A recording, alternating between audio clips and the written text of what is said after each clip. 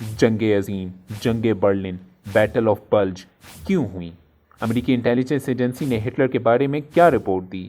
Hitler کے ساتھیوں نے اس سے غداری کیوں کی؟ ان سب سوالات کے جوابات جاننے کے لیے اس ویڈیو کو اینڈ تک دیکھتے رہیں۔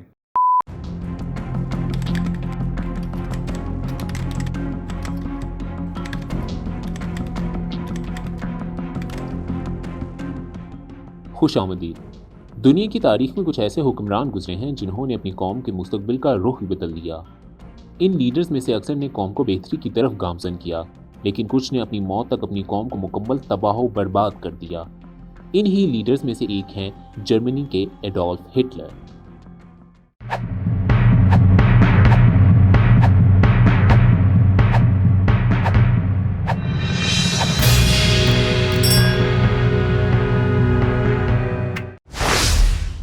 ایڈولف ہٹلر جرمنی کے چانسلر تھے جنہوں نے جنگ عظیم دوم میں جرمنی کو لیڈ کیا، لیکن انہی کے فیصلوں کی وجہ سے وہ جنگ عظیم دوم ہار گئے اور جرمنی مکمل طور پر تباہ و برباد ہو گیا۔ 1937 کی ایک شام کو جرمنی کے دارالحکومت برلن میں ایک پارٹی میں ایک ڈاکٹر فیڈنا سارابروک ایک شخص کو اپنے ایک مریض کی ذہنی حالت کے بارے میں بتا رہے تھے کہ میرے خیال میں وہ عقل مندی اور پاگل پن کے درمیان ایک بارڈر لائن کیس ہے۔ میری پیشن گوئی ہے کہ وہ دنیا کا انتہائی جنونی کرمنل ثابت ہوگا۔ یہ مریض اور کوئی نہیں تھا سوائے اس وقت کے جرمن حکمران ایڈولف ہٹلر کے، اور ڈاکٹر جس شخص سے بات کر رہے تھے وہ اسٹریٹجک سروسز امریکہ وار ٹائم انٹیلیجنس ایجنسی کا ایجنٹ تھا۔ یہ امریکی انٹیلیجنس ایجنسی تھی جس کو بعد میں سینٹرل انٹیلیجنس ایجنسی CIA کا نام دیا گیا۔ جون 1941 میں جنگ عظیم دوم کا آغاز ہوا جب ایڈولف ہٹلر نے ماسکو رشیا پر حملہ کر دیا۔ جنگ کے آغاز کے چند ہی مہینوں بعد جرمن اور دیگر اتحادیوں کے دستے ماسکو کے باہر تک پہنچ گئے۔ سوویت یونین کے حکمران اسٹالن نے بہت بڑی تعداد میں سپاہیوں کو اگلے مورچوں پر بھیجا، جس میں سے اکثر کے پاس نہ ہی جدید اسلحہ تھا اور نہ ہی وہ زیادہ تربیت یافتہ تھے۔ اس جنگ میں سوویت یونین کے ساتھ امریکہ، برطانیہ اور دیگر چھوٹے ممالک بھی تھے۔ اس اتحاد کو تاریخ میں الائز کے نام سے یاد رکھا جاتا ہے، جبکہ جرمنی کے ساتھ جاپان، اٹلی اور دیگر ممالک تھے۔ ان ممالک کو ورلڈ وار 2 کے پیرائے میں ایکسس پاورز کے نام سے پکارا جاتا ہے۔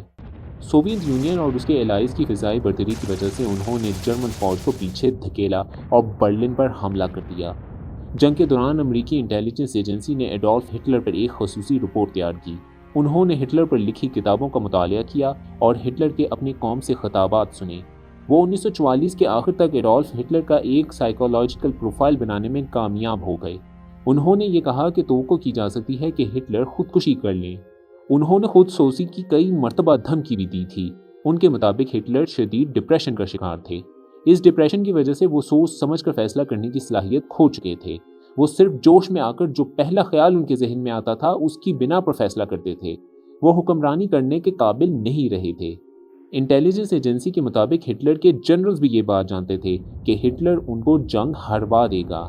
16 دسمبر 1944 کو جنگ عظیم دوم کو شروع ہوئے 4 سال مکمل ہو گئے۔ ایڈولف ہٹلر کا ایک خواب تھا کہ جرمن پوری دنیا پر 1000 سال حکمرانی کریں گے۔ اس خواب کی تکمیل کے لیے انہوں نے اپنے جنرلز کی رائے کے خلاف جاتے ہوئے آٹم فاگ نامی ایک مشن لانچ کر دیا، جس میں انہوں نے الائز کی ایک بندرگاہ کا کنٹرول حاصل کرنا تھا تاکہ وہ الائز کی فوج کی سامان کی ترسیل روک سکیں اور پھر ان کو شکست دے سکیں۔ اس مقصد کے لیے جرمن فوجیں بارڈر کے پار بیلجیم میں داخل ہو گئیں اور وہاں ایک بہت بڑی جنگ ہوئی جس کو بیٹل آف بلج کہا جاتا ہے۔ یہ جنگ امریکی فوجیوں کے لیے بہت زیادہ نقصان دہ ثابت ہوئی، لیکن الائز کی جرمنی پر آسمانی برتری نے جنگ کا پاسا پلٹ دیا۔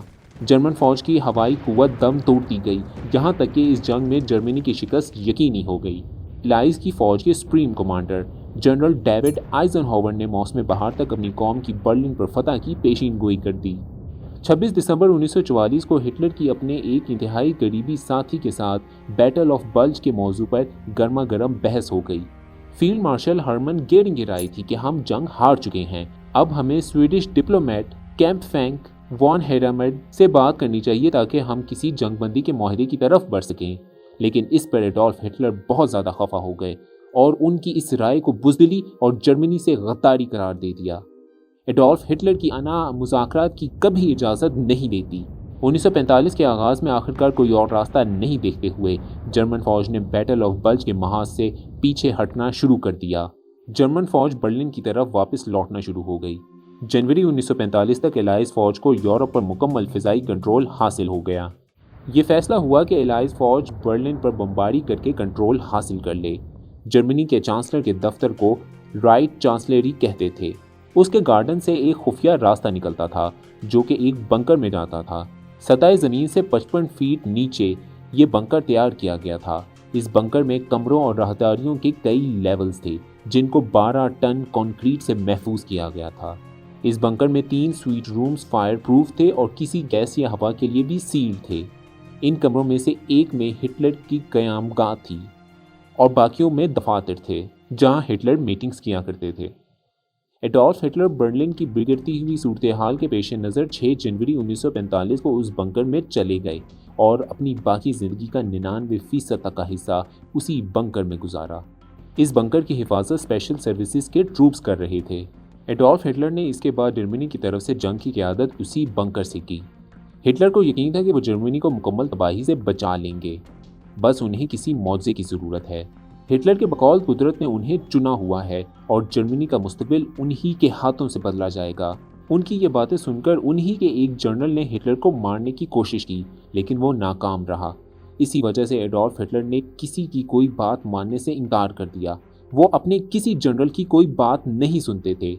एडोल्फ हिटलर ने अपने एक सेक्रेटरी से कहा कि वो एलाइज से आसमानी बर्तरी एक दिन दोबारा हासिल कर लेंगे। एडोल्फ हिटलर के करीबी साथियों में से एक स्पेशल सर्विसेज के चीफ हेनरिक हिमलर थे। हिटलर को हिमलर पर बहुत एतमाद था।